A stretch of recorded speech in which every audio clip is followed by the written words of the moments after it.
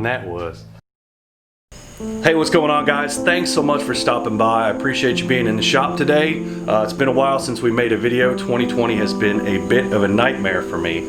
Started late 2019 with my dad getting sick. So Pops, if you're watching this, which I know you are, feel better, get well soon. And then I just had a brother-in-law pass away really suddenly, 43 years old. Terrible tragedy. So to all his family and all my family, I love you guys and we'll make it through this.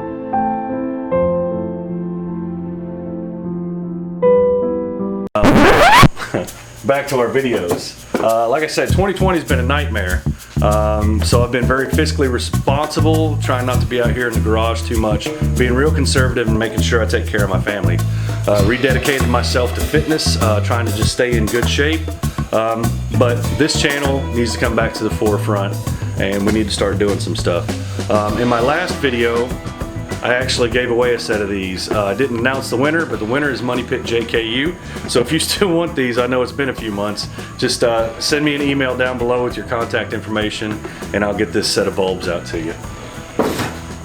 Other than that, guys, we got some new things coming up. It's gonna be a mix of new parts installation and repairs. Argo's getting a little bit of miles on him. I just recently had to replace the radiator. I did not film that. That's a very easy thing for you to do at home. Radiators are a very simple swap on these, so I give it a 3 out of 5 for difficulty. There is some things that you got to do, but you guys got this. Today we're going to be installing a Smittybilt Atlas bumper on my buddy's Jeep. Now I have one as well. Recently we caught an awesome sale on 4-wheel hardware and I got the entire Smittybilt bumper for 500 bucks. Guys, that is a great deal. That's over 50% off with free shipping. So we're gonna go ahead and install one of those today and we will be flipping back to doing some repairs and maintenance on Argo here soon. So thanks so much for stopping by and let's go ahead and get to this.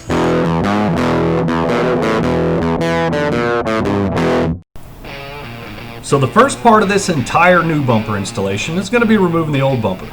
I actually installed this bumper on here, so I'm very familiar with all the hardware, the lighting installed on the bumper, and how it all goes together. The first step, you guessed it, removing the tire. After that's out of the way, it's time to take a good look and make a plan of attack. This bumper is made by a relatively no-name company, but the bumper itself is incredibly solid and the tire actually swings with the gate. So if that's a plus, this bumper's a score. We have different ideas though. Since we both camp frequently, the space you gain from the fuel can and the water can here in the tire swing is huge. So after removing the plate from the tailgate, it's time to go to the bottom bolts on the sides. Generally an impact will make short work of these and we can move on to the wiring. When I initially installed the reverse lights in the bumper, I ran the wiring through the floor plug and the jack compartment in the rear. We will cut the harness to keep the plug with the Jeep, but closer to where I spliced it into the lights on the bumper, so we can preserve the plug-in harness for the Jeep and the lights for the bumper. We'll have to open the rear, lift the jack compartment out, unplug the wires, and go ahead and push them back through the hole. Now that all the wiring is disconnected, we can go ahead and remove the bumper from the Jeep.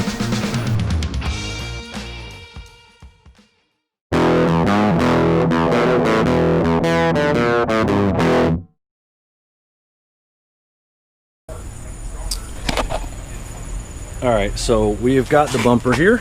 I've got it all unpackaged. It comes in 2 different parts. You have the tailgate part here. That's got most of the components in it. It's actually got the nut plates for the bumper in there. So if you're going to install the bumper first, you got to get them out of here. I'm not sure if you just buy the bumper, if those are just included with the bumper, but if you buy both of them, they're included with the tailgate. So just be wary of that. I checked everything else out. Everything looks good. Looks like we've got all the washers that we need, tailgate and all that stuff. Everything's there.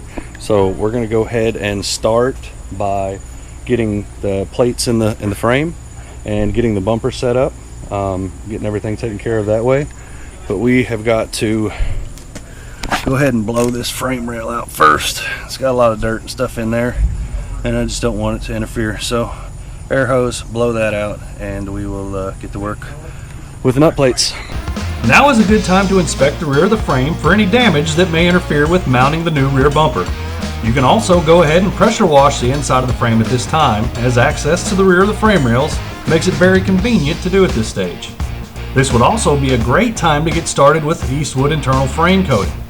Make sure if you choose to pressure wash your frame and want to do the coating, you give plenty of time for drying in between. After we finish cleaning the frame rails out, we can start installing the new bumper by inserting the nut plates into the frame rails. This serves as a mounting point for the bumper, so inspect the threads on the nuts carefully since they're welded onto the plates and may have been damaged in the welding process. If you catch any problems now, it can really prevent some headaches in the future, especially when trying to install the bumper with the full weight on you and trying to get a bolt started at the same time. If you're installing this bumper on a Jeep with stock exhaust, these 4 bolts can be a real pain to get to. Save yourself the trouble and just drop the exhaust. So now that we got the base bumper mounted, we got to go ahead and start looking at the tailgate stuff. The base bumper was easy enough. You got 4 bolts that go straight through the cross member in the rear, and you got 2 on either side. It's a little bit of a pain to kind of get it in place, but I use a cherry picker or an engine hoist to just kind of get it up and get it where I need to go. Kind of helps out a lot.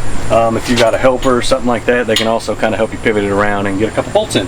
So let's go ahead and start looking at all the tire carrier stuff. We have not torqued these down yet, so I will go ahead and take care of that here in a minute too. Now is one of those times when extra hands on the job is a great thing.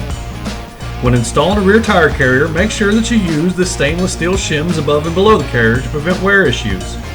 To get the pin situated and in place, I inserted a lady slipper into the center of the pin to give me leverage on it and to be able to move it around. Make sure that you pre-grease the tire carrier, and when you get everything together, give it a few extra pumps into the zerk. Weigh the gate down fully with the cans and the tire for the final adjustment of the cam and striker to get it aligned properly. Alright guys, we are finished with the bumper install. This thing is absolutely amazing. Love the way this thing worked out. Open it up, show you guys here. Swings really nice and easy. I did go ahead and grease this latch. I assume that the more that you work this thing, the looser it'll get, but everything's torqued down. It actually turns pretty nice. We got the high mount mounted up here.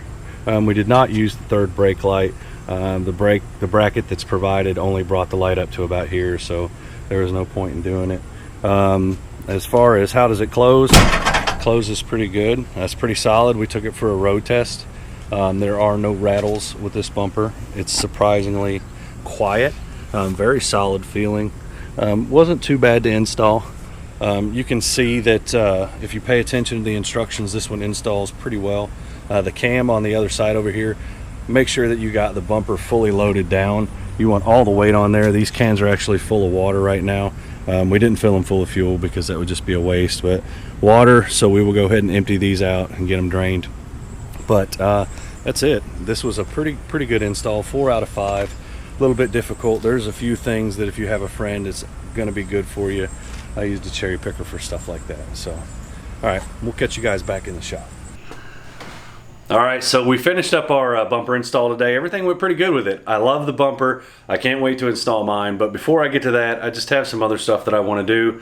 It's been a long time since we updated on the YJ. There's been a few things to change there. Some of it has to do with, you know, all this stuff that's going on and just making the best possible vehicle that we can. So we're going to get back to that in the next video. Hope you guys stick around for those. We got some great stuff coming up. I'm glad to be back. Glad to see you guys back. Over 6,000 subscribers.